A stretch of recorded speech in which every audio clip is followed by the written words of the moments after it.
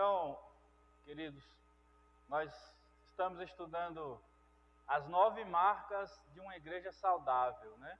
Começamos na semana passada e na semana passada nós mesmo qual é a primeira marca de uma igreja saudável? Quem lembra? Quem lembra da primeira marca de uma igreja saudável? Pode olhar nas anotações. Primeira marca de uma igreja saudável, qual foi? Pregação expositiva, né? A pregação expositiva nós vimos que é o quê? Quando o pastor ou o pregador que está trazendo a mensagem expõe ou todo o livro que nós vamos estudar, ou ele vai expor ali uma passagem, mas ele vai explicar palavra por palavra e mostrar para os seus ouvintes o que é que Deus quis dizer através daquele texto, e não o que ele está pensando ou o que ele pretende, algo parecido assim. Então, a primeira marca de uma igreja saudável é ter um pastor ou pregador que traga mensagens expositivas, expondo, fazendo a exposição de todo o texto, de modo fiel, trazendo ali palavra por palavra, sem tirar a palavra do contexto, fazendo aquele exercício que nós fizemos, lendo a perícope ou aquela porção da Bíblia e trazendo o que tem ali. Mas hoje nós vamos continuar e nós vamos ver a segunda marca de uma igreja saudável, que ficou um pouco escuro, mas é teologia bíblica. Vocês podem anotarem aí.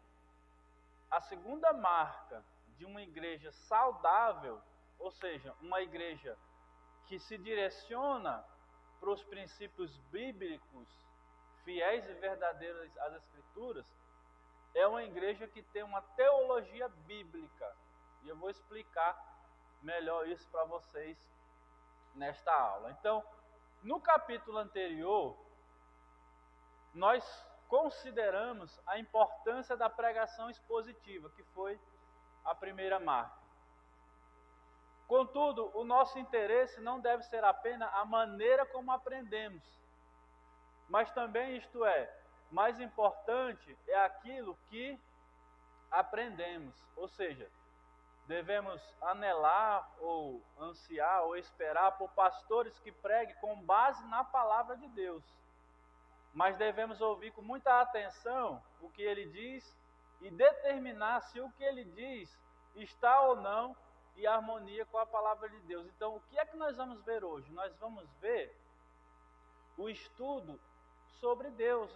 O que seria teologia bíblica? Seria nós entendermos o que o pregador pensa sobre Deus. O que seria a palavra teologia? A palavra teologia teo, quer dizer Deus, no original, e logia, estudo. Então, quando ele está dizendo teologia, seria o estudo sobre Deus, ou o entendimento do que nós pensamos sobre Deus.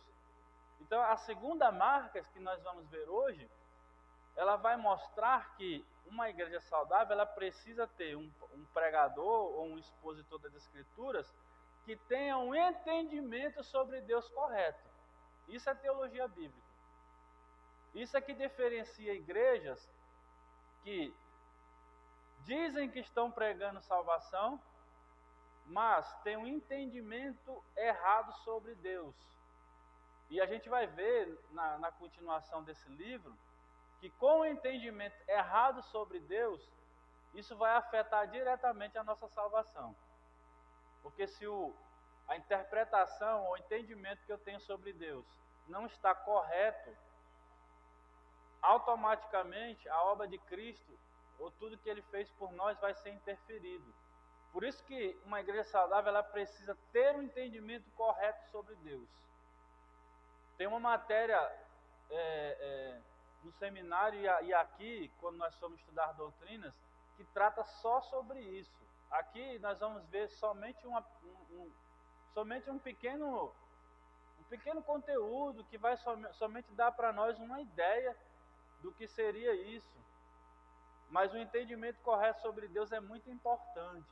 A gente entender e saber se aquilo que nós estamos ouvindo, na verdade, está em harmonia com a palavra de Deus. Então, o que seria isso, então? O que é esta coisa tão importante, né?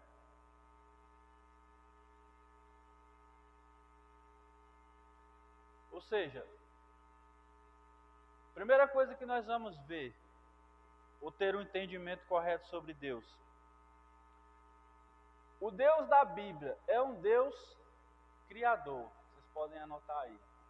Nós estamos começando a ver o que seria ter um entendimento correto sobre Deus, ou uma teologia bíblica. Essa é uma das primeiras coisas que nós precisamos ter plena convicção e plena certeza. O Deus da Bíblia é um Deus criador. E por que a gente precisa entender isso? Porque tem muitas pessoas que fazem estudos e criam teorias e eles conseguem, inclusive, fazer uma espécie de uma divisão. Alguns dizem que existe um Deus, mas ele não foi o Criador. Alguns dizem que existe um Deus, ele criou todas as coisas, mas ele fez como se fosse um relógio que ele estivesse dando corda, e aí ele deixou aí o mundo, aí, a humanidade na Terra rodando, e ele está só olhando lá de braços cruzados, como um relógio, né? Só olhando e não está fazendo mais nada. Tem essa corrente. Mas o que a gente precisa ter como verdade e entender corretamente é que o nosso Deus, ele é sim o Criador e ele continua sim atuando e agindo com a sua criação. E esse é um grande problema das pessoas que não têm o entendimento correto sobre Deus. Porque se ele não está, ou se ele nunca agiu na sua criação, automaticamente isso quer dizer que Jesus Cristo não veio. Se a gente cair nessa ideia que eles dizem que o Deus da Bíblia não é o Deus criador, isso vai interferir na nossa salvação. Então a gente precisa ter esse entendimento. O Deus da Bíblia, o Deus que nós estudamos, o Deus que nós lemos, é sim o Deus criador, o Deus que criou todas essas coisas. Então, primeiramente, começamos onde a Bíblia começa. Vemos que Deus é um Deus criador, ele criou o mundo e um povo especial no mundo. Abram aí sua Bíblia, por favor, em Gênesis capítulo 1, verso 1. Vamos ler aqui a passagem que vai nos direcionar nesse entendimento. Primeiro versículo da Bíblia.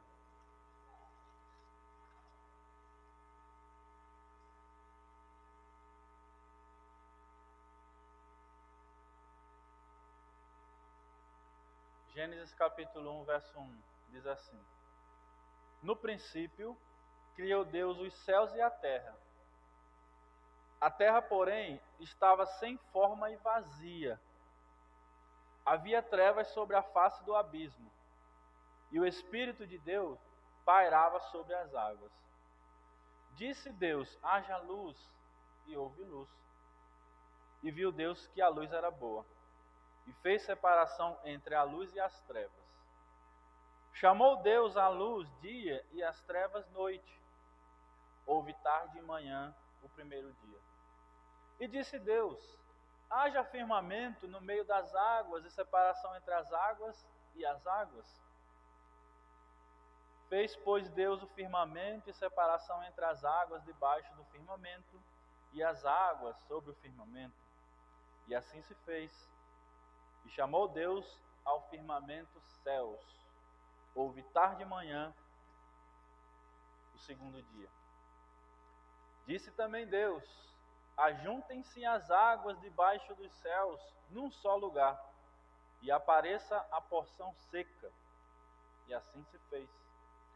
A porção seca chamou Deus terra, e ao ajuntamento das águas mares. E viu Deus que isso era bom. E disse: produz a terra relva, ervas que deem semente, e árvores frutíferas que deem frutos segundo a sua espécie, cuja semente esteja nela, sobre a terra. E assim se fez. A terra, pois, produziu relva, ervas que davam semente segundo a sua espécie, e árvores que davam fruto, cuja semente estava nele conforme a sua espécie. E viu Deus que isso era bom. Houve tarde e manhã, o terceiro dia. Disse também Deus: haja luzeiros nos firmamentos dos céus, para fazerem separações entre o dia e a noite, e sejam eles para sinais, para as estações, para os dias e anos, e sejam para luzeiros no firmamento dos céus, para alumiar a terra. E assim se fez. Fez Deus os dois grandes luzeiros, o maior para governar o dia e o menor para governar a noite, e fez também as estrelas, e colocou no firmamento dos céus para alumiarem a terra, para governar o dia e noite e fazerem separação entre a luz e as trevas. E viu Deus que isso era bom. Houve tarde e manhã, o quarto dia. Disse também Deus: povoem-se as águas de enxames de seres viventes, e voem as aves sobre a terra, sobre o firmamento dos céus. Criou, pois, Deus os grandes animais marinhos e todos os seres viventes que rastejam, os quais povoavam as águas segundo as suas espécies, e todas as aves segundo as suas espécies. E viu Deus que isso era bom. E Deus os abençoou, dizendo: sede fecundos, multiplicai-vos, enchei as águas dos mares na terra, se multipliquem as aves. Houve tarde e manhã, o quinto dia. Disse também Deus: produz a terra seres viventes conforme a sua espécie, animais domésticos, répteis e animais selváticos, segundo as suas espécies. E assim se fez. E fez Deus os animais selváticos, segundo a sua espécie, e os animais domésticos, conforme a sua espécie, e todos os répteis da terra, conforme a sua espécie. E viu Deus que isso era bom. Também disse Deus: façamos o homem à nossa imagem, à nossa semelhança. Tenha ele domínio sobre os peixes do mar, sobre as aves do céu, sobre os animais domésticos, sobre toda a terra e sobre todos os répteis que rastejam pela terra. Criou Deus, pois, o homem à sua imagem, a imagem de Deus o criou. Homem e mulher os criou. E Deus os abençoou e lhe disse: sede fecundos, multiplicai-vos, enchei a terra e sujeitai-a, dominai sobre os peixes do mar, sobre as aves do céu e sobre todo animal que rasteja pela terra. E disse Deus ainda: eis que vos tenho dado todas as ervas que dão semente e se acham na superfície de toda a terra, e de todas as árvores em que há fruto que dê semente. Isso vos será para mantimento. E todos os animais da terra e todas as aves do céu, e a todos os répteis da terra em que há fôlego da vida, toda a erva verde lhe será para mantimento. E assim se fez. Viu Deus tudo quanto fizera, e eis que era muito bom. Houve tarde e manhã, o sexto dia. Assim, pois, foram acabados os céus e a terra e todo o seu exército. E havendo Deus terminado no sétimo dia sua obra que fizera, descansou nesse dia toda a sua obra que tinha feito. E abençoou Deus o sétimo dia e o santificou, porque nele descansou toda a obra que como Criador fizera. Amém? Olha aí o relato da criação de Deus. Às vezes as pessoas ficam se perguntando, ficam questionando Deus. E aqui na Bíblia, todo um relato, de como Deus criou tudo, com muitos detalhes, falando sobre a separação do céu e da terra, separação dos mares, das águas, tudo bem organizado, tudo bem explicado. Na verdade, o nosso Deus é um Deus organizado. Por mais que algumas pessoas queiram dizer que o mundo foi criado de uma forma aí como o Big Bang, Big Bang, eles falam, que foi uma explosão, que é um caos, que tudo aí, e aí foi micro-organismos que foram se desenvolvendo. Mas se a gente fizer essa leitura e observar a beleza que tem na terra, é até uma contradição a gente acreditar nessas pessoas. Porque quando a gente vê a beleza da natureza, né? Deus se revelando através da natureza, aqueles lindos jardins, né, que a gente vê com plantas ali. A gente acabou de passar ali próximo à prefeitura, a Inês me mostrou lá uma planta lá, uma árvore que ela está com todas as folhas amarelas, né? Como é que pode um caos criar uma planta tão bonita, uma árvore tão bonita? Não sei se é um IP, né? Não sei, pode ser, né? Então, a gente precisa ter esse entendimento correto sobre Deus e ter essa certeza que Ele é sim o Deus Criador. Uma coisa que talvez os irmãos aqui não pensaram, e a gente precisa pensar, que os nossos filhos na escola, quando eles estão sendo ensinados, por exemplo, nas matérias sobre ciências, eu acho, quando eles vão falar sobre a criação, eles não ensinam para os nossos filhos que existe um Deus Criador, que as coisas foram criadas por um Deus. Na verdade, eles vão ensinar o quê? O evolucionismo, mostrando que tudo foi criado, tudo ali foi criado através dessa explosão de um caos e depois tudo foi se evoluindo, uma espécie de uma evolução. Então, nossos filhos são ensinados assim na escola. A gente vai proibir eles, falar, não, erra essa pergunta que você... Aí não, a gente não vai fazer isso, né? Eu lembro que aconteceu isso com o Arthur lá em casa.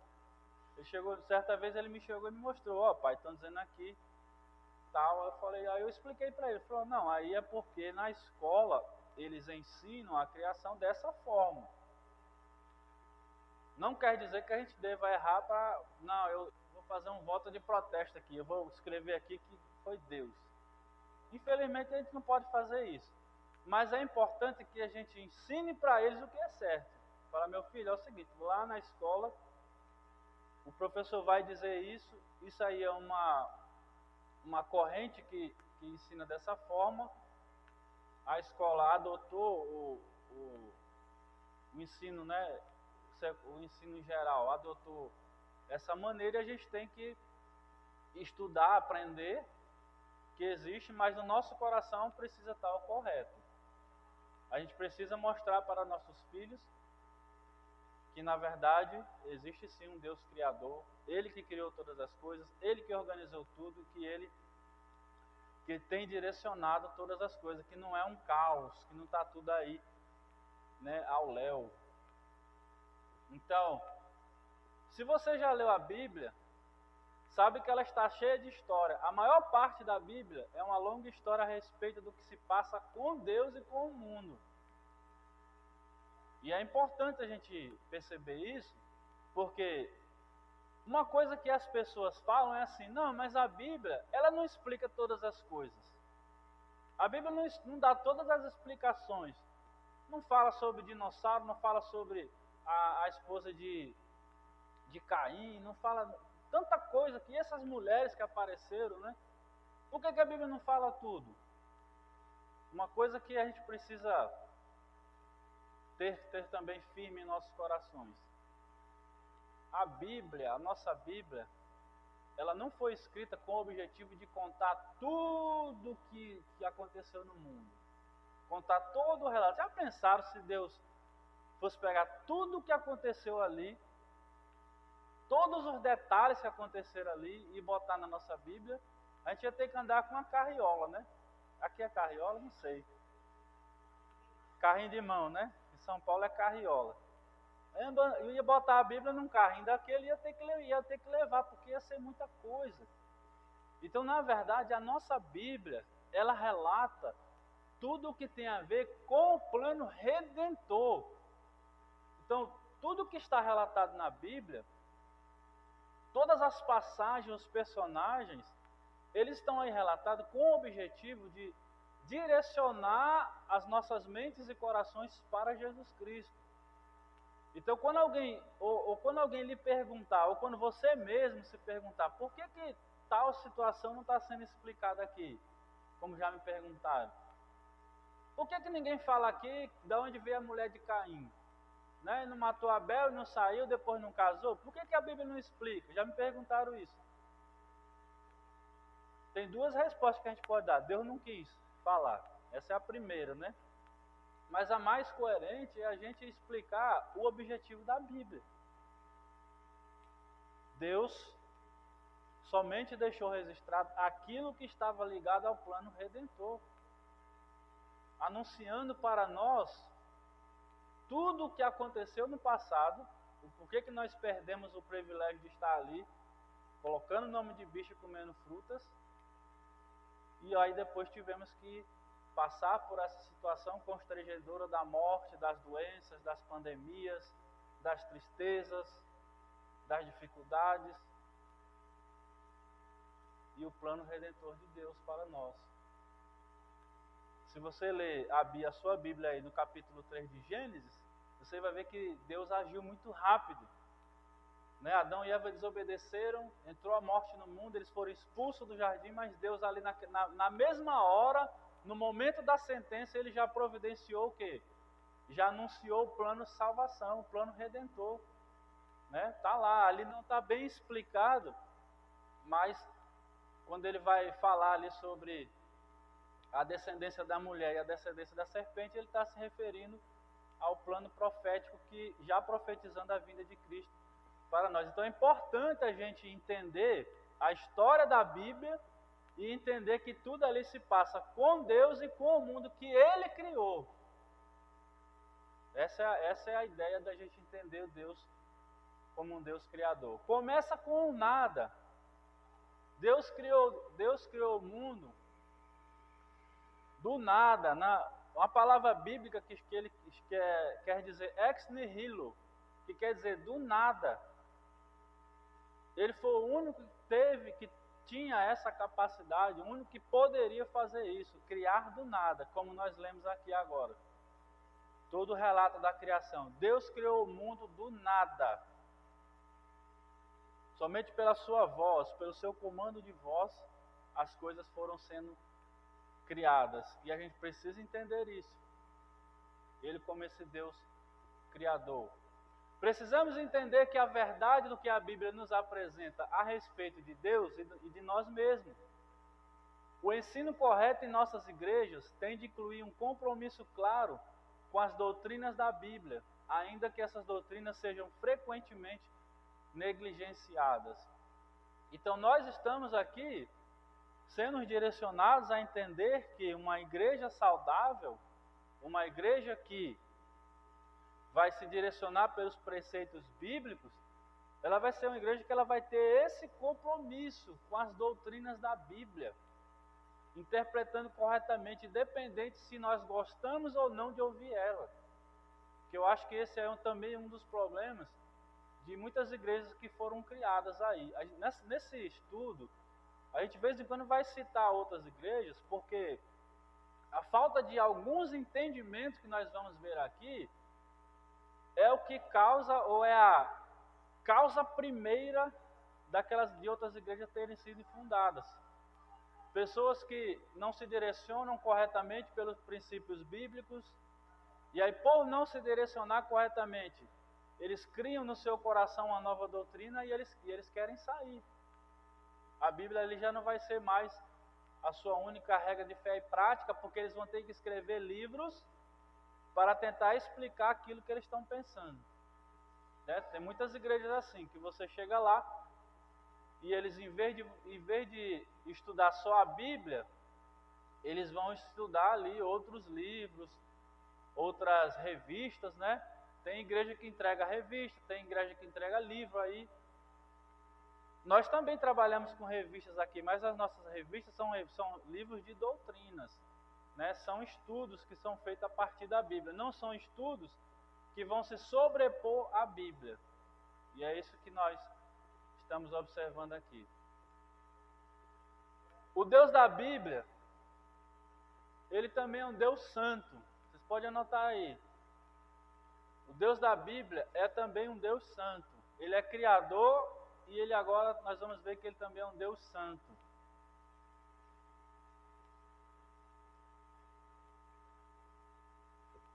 A Bíblia também nos apresenta com clareza a paixão de Deus pela santidade. O Deus da Bíblia é um Deus santo. Se devemos entender toda a história da Bíblia, temos de entender não somente que Deus é um Deus criador, mas também que Ele não é um Deus moralmente indiferente, como algumas pessoas imaginam que Ele seja. Como se houvesse criado o relógio e dado corda, depois houvesse retirado e deixado o relógio trabalhando sozinho. As coisas não ocorrem dessa maneira. Deus não está desinteressado da sua criação. Essa vertente que eu citei aqui, que diz que existe um Deus, mas esse Deus criou todas as coisas e deixou o mundo aí sozinho, eles vão dizer que Deus não está interessado no mundo. Eles vão dizer, existe um Deus, nós acreditamos, mas esse Deus não está nem aí para ninguém aqui. É por isso que a gente está sofrendo. Eles explicam o caos, eles explicam o sofrimento a partir desse preceito. Existe sim um Deus, mas Ele está lá sentado de braços cruzados e Ele não está preocupado com ninguém. Existe uma corrente filosófica que ensina isso aí, na internet, vários grupos aí.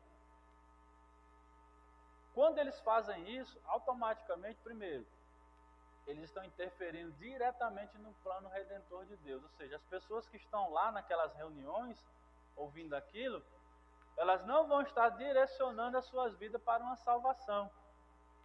Na verdade, seria como se elas estivessem ali somente numa reunião. Né? Lembra que nós estudamos semana passada a carta à igreja de Laodiceia, né?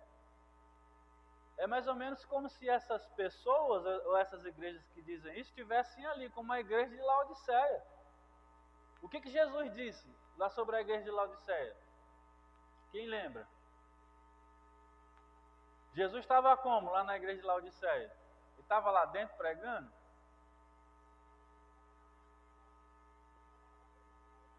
Do lado de fora, né? Na porta batendo. Botaram Jesus para fora da igreja, meus irmãos. Ou seja, o evangelho não estava sendo pregado lá dentro. Estava sendo pregado outras coisas lá, menos o evangelho genuíno.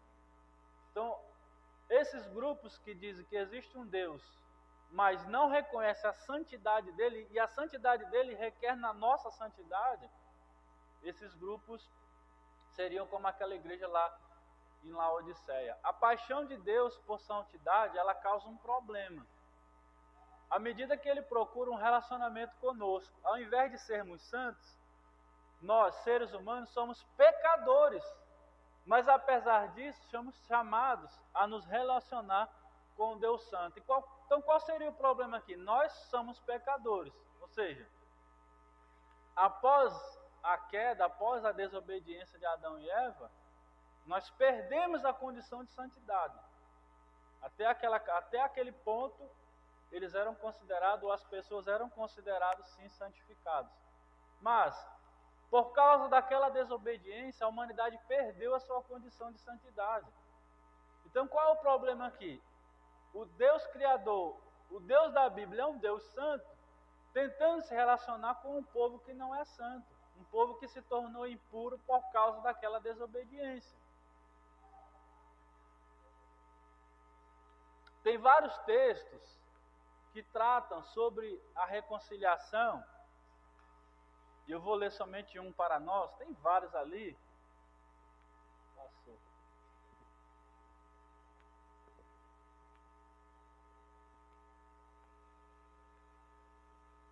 Tem vários textos que tratam, que falam sobre a nossa reconciliação, por quê? Porque como o Deus da Bíblia é um Deus santo, para que a gente possa se aproximar dele, nós precisamos ser o quê? Santificados, né? Por exemplo, agora nós estamos passando por essa pandemia. Então, quando alguém fazia o exame e dava positivo, automaticamente ela ficava o quê? Isolada, né? Para não se aproximar das outras pessoas e não passar, né? Não continuar a contaminação. Aí até aquele período, né, que ela poderia se reaproximar. Então, o Deus da Bíblia é um Deus santo. Se os pecadores se aproximarem dele antes de estarem santificados, automaticamente o que vai acontecer? Na questão do exemplo que eu dei aqui, vão ser contaminados com o Covid. Mas na Bíblia, se a gente olhar para a história do povo de Israel, quando eles tentavam se aproximar de Deus, né, lá no deserto, ele mesmo relatou: Moisés, pede para o povo não subir, porque se eles se aproximarem, eles vão morrer. Porque Deus estava ali, o único que tinha autorização de se aproximar e nem olhar era Moisés, e Jesus Cristo não tinha vindo ainda. Ou seja, a salvação ainda não estava providenciada. Vamos ler aqui, vou ler somente um texto, Isaías 59, verso 2.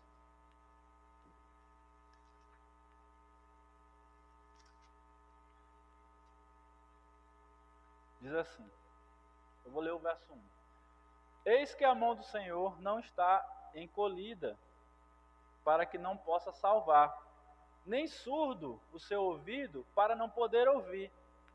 Mas as vossas iniquidades fazem separação entre vós e o vosso Deus, e os vossos pecados encobrem o seu rosto, para que vós não ouçam.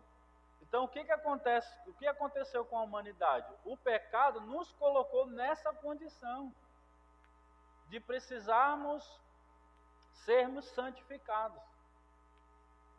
E essa santificação hoje ela é providenciada para nós em Jesus Cristo. Tem vários textos aí, né? Os irmãos podem anotar. Eu aguardo um pouquinho, não vou ler todos, né? Muitos textos. Mas todos esses textos vão mostrar que a humanidade está afastada de Deus e para que ela possa se aproximar, ela precisa dessa santificação. Quando Deus chamou o profeta Isaías, né, para entregar sua mensagem, Isaías entendia tanto a sua condição de pecador, de pessoa pecaminosa, que ele disse a Deus que ele não tinha condições de fazer aquilo. Lembra daquela passagem que Deus manda, né, que desça ali uma tenaz e pega uma brasa, né, encosta na boca de Isaías, e aí Deus fala: pronto, agora você está santificado, representando, né, a ideia de ali a boca dele estar santificada e poder agora entregar a mensagem de Deus. Então, por que nós precisamos entender a palavra de Deus para nossas vidas nesse sentido?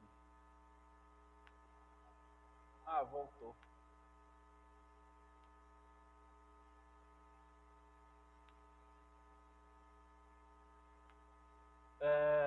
Terceiro, o Deus da Bíblia é um Deus fiel.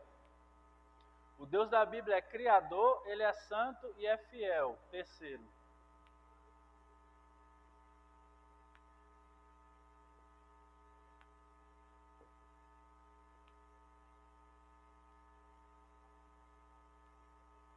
Estamos avançando na história bíblica, e até agora a gente estava pensando um pouco no Antigo Testamento, e agora nós vamos entrar no Novo Testamento, onde nós vamos justamente pensar sobre a santificação que foi providenciada para nós em Jesus Cristo. Então, no tempo de Cristo, as pessoas não ficavam se perguntando se o Messias viria ou não.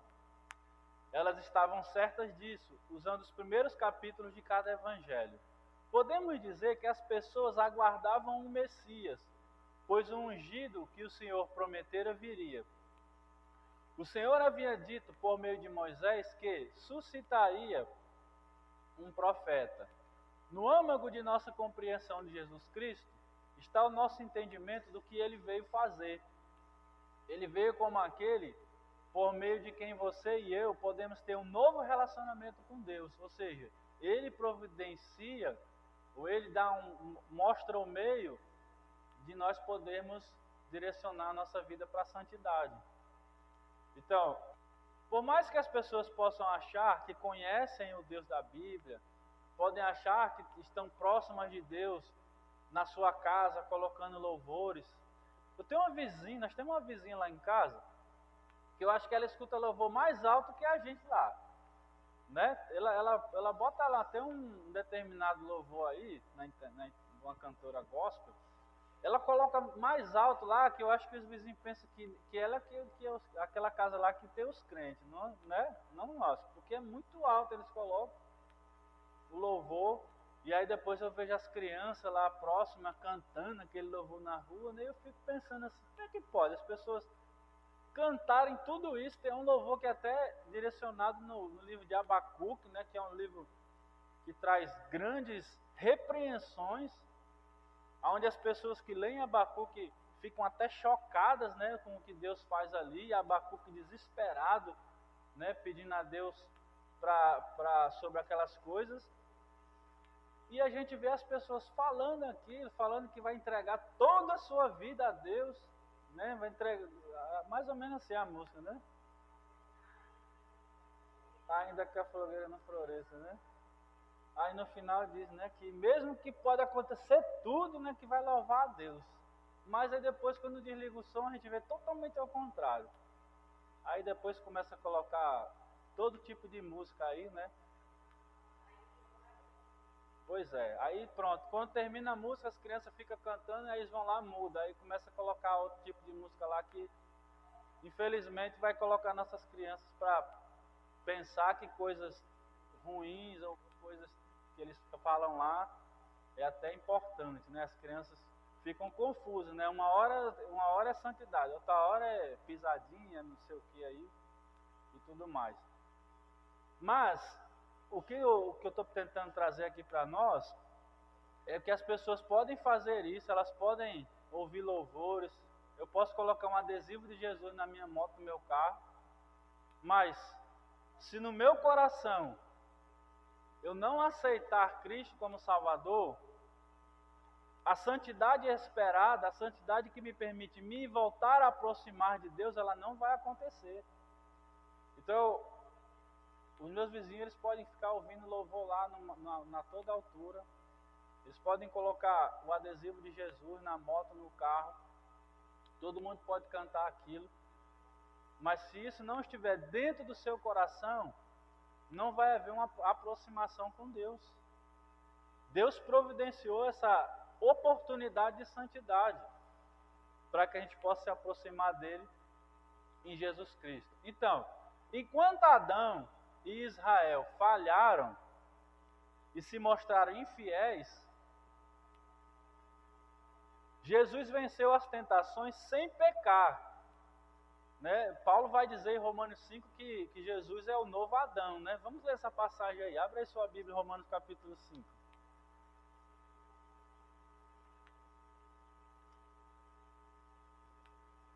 Romanos capítulo 5.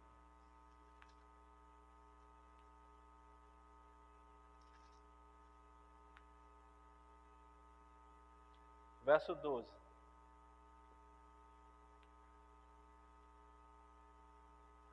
Você olha aqui, o autor está dizendo, Adão e Israel falharam e foram infiéis, né? Adão foi infiel. Às vezes a gente até...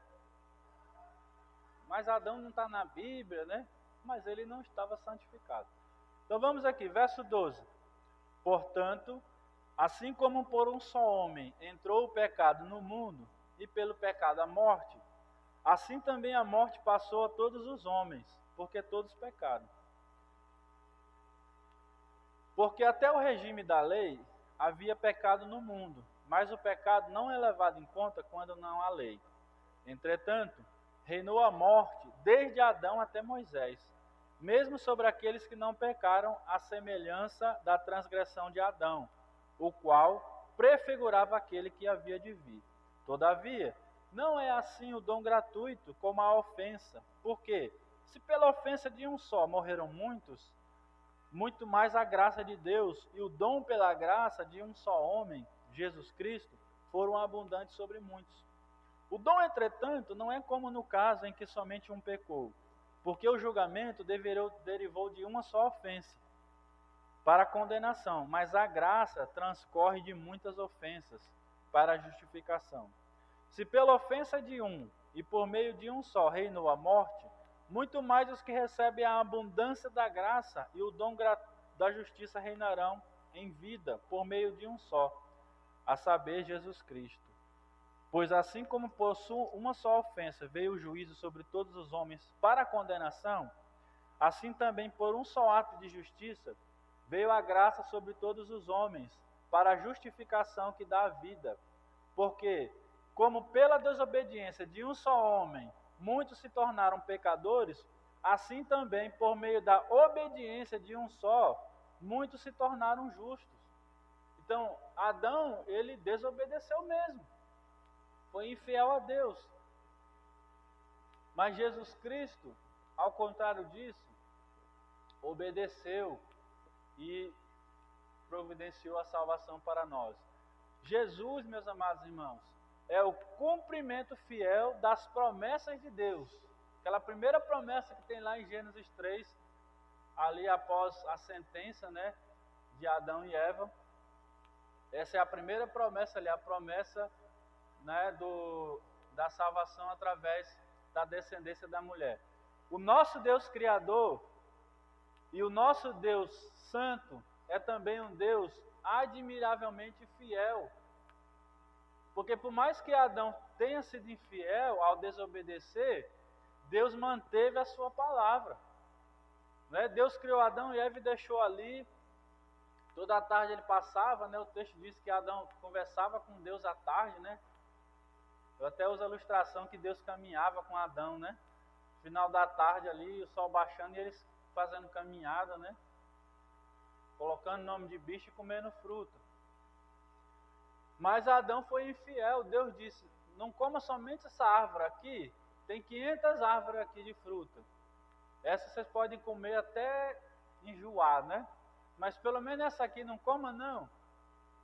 Mas a gente sabe a história que aconteceu, ou seja, foi infiel. Mas o nosso Deus não é infiel.